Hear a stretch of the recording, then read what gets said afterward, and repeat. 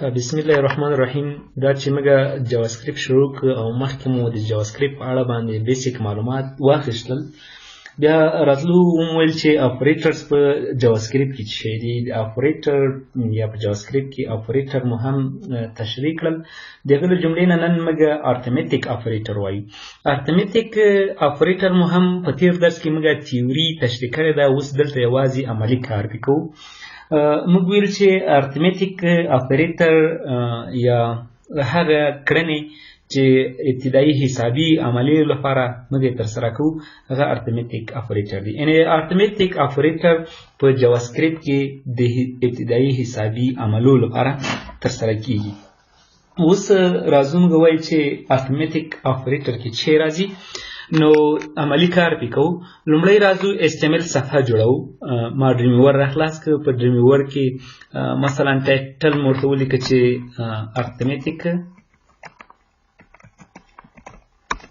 ارتمیټیک اپریټر. ارتمیټیک مې صرف ولیکه. نو ارتمیټیک مې ولیکه په ټایټل کې او دغه صفحه غواړم چې سیو کړمه. راځم اوپن ته او بخې سیو ته راځم او دلته نوم ورته ورکوم چې ارتمیټیک. اکستنشن نه ورته مشخص کوم. په ډریمویور کې خپله اکستنشن ورته مشخص کېږي د صفحې لپاره، ځکه له مخکې ما HTML صفحه مشخص کړې وه. په ویب فولډر کې مې دا ذخیره کړ. راځم دا مې سیو کړ. اوس غواړم چې پوه شم چې یاره دغه صفحه د ما سره کار کوي که نه کوي. راځم هلته لیکم چې ویلکم او دا کنټرول ای سیو کومې. دا صفحه په ګوګل کروم باندې زه ګورم، هغلته په هغه باندې براوز کوم، یا دلته موږ خپله شو کېږي. ګوره دلته په دغه ډیزاین برخه ده، ډیزاین برخه ده، په دې برخه کې موږ ته خپله هم شو کېږي. په ارتمیټیک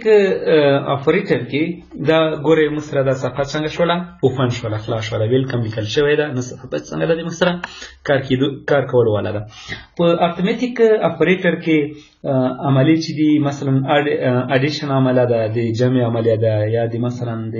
سبسترکشن عملیه ده، یا د منفي یا د ملټیپلیشن عمله، د ضرب عملیه ده، یا د مثلا ډیویژن تقسیم عملیه ده، ماډولس باقیمانده عملیه ده، انکریمنټ یا ډیکریمنټ اضافه کولو او د کمولو. دغه عملې په ارتمیټیک اپریټر کې مشتملې دي. دا چې موږ سره HTML صفحې کار وکړو، اوس غواړو چې جاواسکریپټ کوډ وکړو. جاواسکریپټ کوډ لپاره موږ مخکې لارې مشخص کړې وې چې موږ کولی شو انلاین، انټرنل، ایکسټرنل جاواسکریپټ وکاروو. نو هغه مو په تیر درس کې تشریح کړي دي. اوس زه راځم چې انټرنل جاواسکریپټ کوډ دلته وکړم. د انټرنل جاواسکریپټ کوډ لپاره موږ چې اخیسته د سکریپټ په نامه باندې ټګ مو اخیسته او هغه ته مو ټایپ مشخص کوو چې ټکسټي جاواسکریپټ. صحیح ده. او دغه ټګ مو بندوو. خلاص. نور دغه ټګ دننه کوم کوډ چې کېږي دغه ټول اړوند دی جاواسکریپټ کوډ ده. نو دلته اوس راځو موږ لیکو چې یو وریبل اخلو. وریبل ډیکلیر کول لپاره باید موږ ورچار کلمه واخلو. دې نه وروسته باید د وریبل نوم واخلو. مثلا موږ سره یو وریبل ای ده. صحیح ده. یو بل وریبل د موږ سره چې ده بي ده. بل وریبل د موږ سره بي ده. تاسو کولی شئ چې دغه دواړه ای او بي په یو وار کلمې لپاره هم تاسې وکاروئ. مثلا دلته هم ای او بي په خاص منځ کې کاما استعمال کړئ. دا دواړه چې شو بېلابېل وریبلونه شول، بېلابېل متحولونه شول. دغه وریبل د نوم جوړولو لپاره موږ مخکې قوانین ویلي دي چې څه رقم دي، هغه تیر درس تاسې وګورئ. اوس زه راځم ما سره یو د وریبل ای په نامه ده، یو بل د وریبل بي په نامه باندې متحولونه دي، یو وریبل دی را سره. دغه وریبل زه غواړم چې جمع عملیې ترسره کړم. ای ته قیمت ورکوم چې 100. صحیح ده. او بي ته قیمت ورکوم چې مثلا 23. د قیمتونه شول. کله چې وریبل ته تاسې قیمت اساین کوئ، که مثلا نمبر وي هغه باید مخکې رانه شي،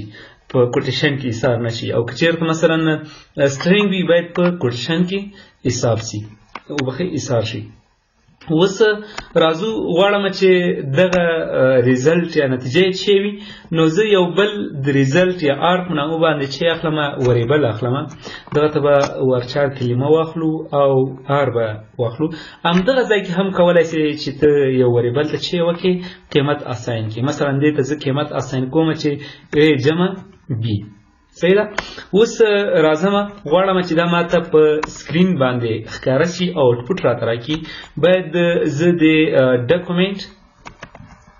ډاټ رایټ کمانډ نه استفاده وکړم او دې منځ کې ورته که چېرته ته غواړې چې سټرینګ هم شو کې نو راځو ډبل کوټیشن شروع کړو ورته وایم چې A جمع B دا مساوي کیږي له څه سره هغه قیمت به ورته مشخص کوو صحیح ده اوس که زه یوازې دا ولیکم راسمه دا چې کومه سیوې کومه وروسته راځم همدغه صفحه چې کومه ریفریش یې کومه ما ته قیمت راځي چې A جمع B وبخښئ دلته ویلکم راغلی راځو دغه په باډي کې ویلکم دا څنګه کوو رنګوو بیرته راځو دا کنټرول A سیو کوئ دا اوس زه ریفریش کوم نو A جمع B مساوي قیمت یې ماته نه ده راکړی صحیح ده یوازې ما همدغه سټرینګ کې ورته لیکلي دي اوس زه راځم چې دا قیمت ورته مشخص کړم ولیکم دا باید د قوس نه د باندې ورته ولیکل شي صحیح ده او د کانکټینیشن لپاره موږ د کوم علامه کارو د مثبت علامه کارو او زه ورته وایم چې دې نه وروسته ماته کوم قیمت ښکاره کړه آر قیمت ښکاره کړه د آر قیمت چې ده A جمع B ده صحیح ده A جمع B به سره جمع کېږي اوس راځم کنټرول S دا سیو کوم او براوز ته راځم دغه ریفریش کوم د دې قیمت چې څه A جمع B مساوي کېږي له څو سره له 3 سره ځکه چې د A قیمت د موږ سره شلو او د B قیمت د موږ سره چې 3 که تاسو غواړئ چې د A په ځای باندې همدغه قیمت راوړئ هم کولی شئ صحیح ده مثلا څنګه وزه ورته لیکم چې A مساوي کېږي له څو سره له دغلته دا کوټیشن اخلم صحیح ده او کانکټینیشن ماته دې سره یو ځای کړه چې دا سره راته یو ځای کړه د A قیمت راته یو ځای کړه دې سره صحیح ده د A قیمت راته دې سره یو ځای کړه دې نه وروسته بیا کانکټینیشن ماته یو ځای کړه چې شی یو ځای کړه یوازې B حروف په سټرینګ کې راته یو ځای کړه صحیح ده چې B قیمت مساوي کېږي له څو سره مساوي کېږي له هر څه چې ورته مشخص کوم هغه باید زه د سټرینګ نه یا د قوسونو نه د باندې ورته مشخص کړم مثلا د قوس نه وبخښئ د ډبل کوټیشن نه د باندې ورته مشخص کړم د ډبل کوټیشن نه د باندې زه ورته مشخص کوم چې B دې نه وروسته ماته چې مشخص راته ښکاره کړه B راته ښکاره کړه باید ته دلته د کانکټینیشن علامه وکاروئ او یا مثلا غواړي چې B قیمت هم درته معلوم شي A مساوي کېږي B وبخښئ A مساوي کېږي د A قیمت به درته راواخلي او B مساوي کېږي د B قیمت به درته راواخلي دې نه وروسته ماته ولیکه چې ریزلټ ایکول ټو مثلا راځم دا هم په چې کې ورته ورکوم په سټرینګ کې ورته ورکوم چې زه ورته لیکم چې ریزلټ ایکول ټو له چې سره له آر سره صحیح ده اوس راځم دا کنټرول S سیو کوم او دا چې کوم ریفریش کوم اوس ګوره A مساوي کېږي 60 سره B مساوي کېږي 23 سره صحیح ده ریزلټ مساوي کېږي څو سره د 43 سره یعنی 60 جمع 23 به مساوي څو سره شي 43 سره شي اوس که تاسو غواړئ چې نه دغه ټول شان نه تیریږو راځم دغلته هم وریبل نه اخلم صحیح ده دا وریبل هم ختمومه یوازې دلته لیکم چې A وبخښئ A جمع B دا مساوي کېږي له چې سره اوس دلته زه قیمت ورته مشخص کوم مثلا ورته لیکم چې دې ته ماته دې سره ماته یو ځای کړه چې A جمع چې شی B A او B راته جمع کړه په دغه حالاتو کې دا بیا چې کېږي دغه دلته د مثبت علامه کانکټینیشن مفهوم افاده کوي یعنی A قیمت راخلي څو ده 60 له څو سره یو ځای کوي له 23 سره یو ځای کوي صحیح ده جمع کوي نه یو ځای کوي وسره اوس لکه څنګه زه دا سیو کوم راځم دغه ریفریش کوم اوس ماته قیمت راسي چې A جمع B مساوي کېږي 60 او چې سره یو ځای کړل 23 سره یو ځای کړل ان دلته یوازې یو ځای کېدل وشول دغلته د مثبت علامه د یو اپریټر عملیه سره ونه رسوله یو د کانکټینیشن عملیه سره ورسوله صحیح ده اوس که زه د دې د حل لپاره باید چې وکړم دغه د اپوریټر چې کوم دي دغه په زه په قوسونو کې ایثار کړم نو بیا د دې نه وروسته دا کنټرول ایس سیو کوم او بیا راځم دا ریفریش کوم موږ ته په چې باندې بدلیږي د جمع په عملیه باندې بدلیږي کولی شئ چې تاسې د فارس اینډ په نامه باندې یو وبخښئ فنکشن ده چې هغه بیا وروسته کارو هغه هم کارولی شئ صحیح ده ښه اوس راځم بیرته دلته چې اخلم دا خو د اډیشن یا د جمع عملیه اوس موږ راځو د منفي عملیه منفي عملیه هم همدغه خبره ده یوازې چې وکړه دلته a منفي b وکړه صحیح ده مثلا د شل نه ماته 23 منفي کړه څو به راځي کنټرول اس سیو کوئ او دا ریفریش کوو a منفي b مساوي کېږي له څو سره منفي 3 سره کېږي او که زه چېرته پورتنی قیمت ورته اضافه کړم بیا به ماته ځواب مثبت راکوي صحیح ده راځم ریفریش کوم نو ماته a منفي b دلته موږ منفي لا نه ده ورته بدله کړې شوې ده چې a منفي b مساوي کېږي له څو سره a منفي b مساوي کېږي له 3 سره تاسې کولی شئ چې دغه قیمتونه په پرامپټ په نامه باندې یو ډایلاګ باکس ته په هغې کې هم اخیستلی شئ مثلا څنګه زه ما سره دوه دي وریبلونه دي یو د a په نامه بل د b په نامه باندې زه a ته قیمت اسان کومه چې د رن په حالات کې ما نه هغه واخلي قیمت واخلي زه ورته وایم چې پرامپټ دلته ورته لیکم چې پلیز یا پلیز هر څه نه تېرېږم یوازې ورته لیکم چې انټر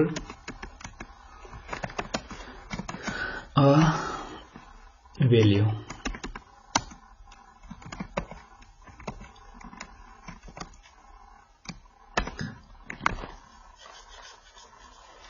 ډیفالټ ویلو هم نه ورته اخلم دې باندې بیا موږ بحث کوو چې ډیفالټ ویلو څه رقم اخیستل کېږي یا نور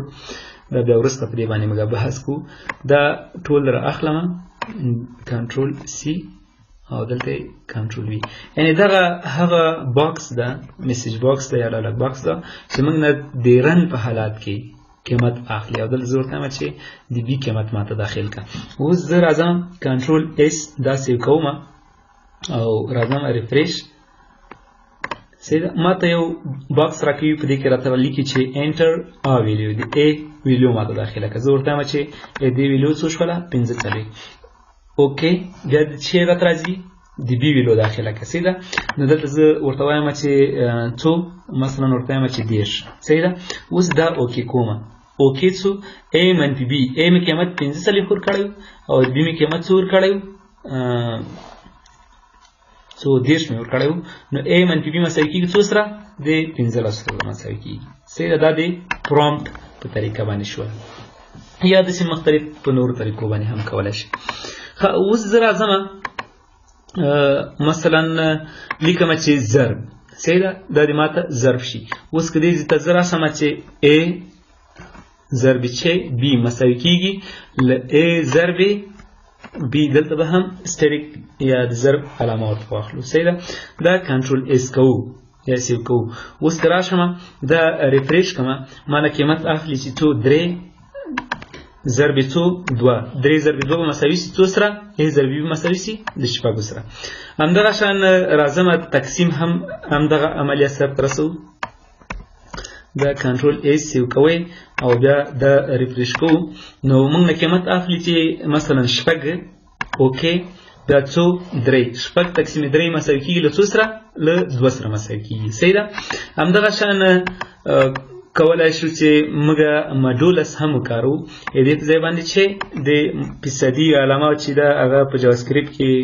د چې لپاره کارول کېږي د ماډولس لپاره ماډولس نه هدف چې ده باقي مانده ده چې موږ ته باقي مانده راوباسي صحیح ده نو زه راځم دا سیو کوم او بیا راځم براوز ته کله دا ریفریش کړم مثلا ما ته وایي چې و تقسیم څو 2 کله چې و تقسیم په 2 سي 3 به فرو رسیږي یو چې راځي باقي مانده راځي دې باقي مانده څه یو یا زه دا بیا ریفریش کوم مثلا ورته لیکم چې 15 تقسیم څو 3 صحیح ده 25 تقسیم 3 باقي مانده څو راځي بیا هم یو راځي یا مثلا زه دلته راځم ورته لیکم چې د وبخی څو به ولیکم 23 تقسیم 15 نو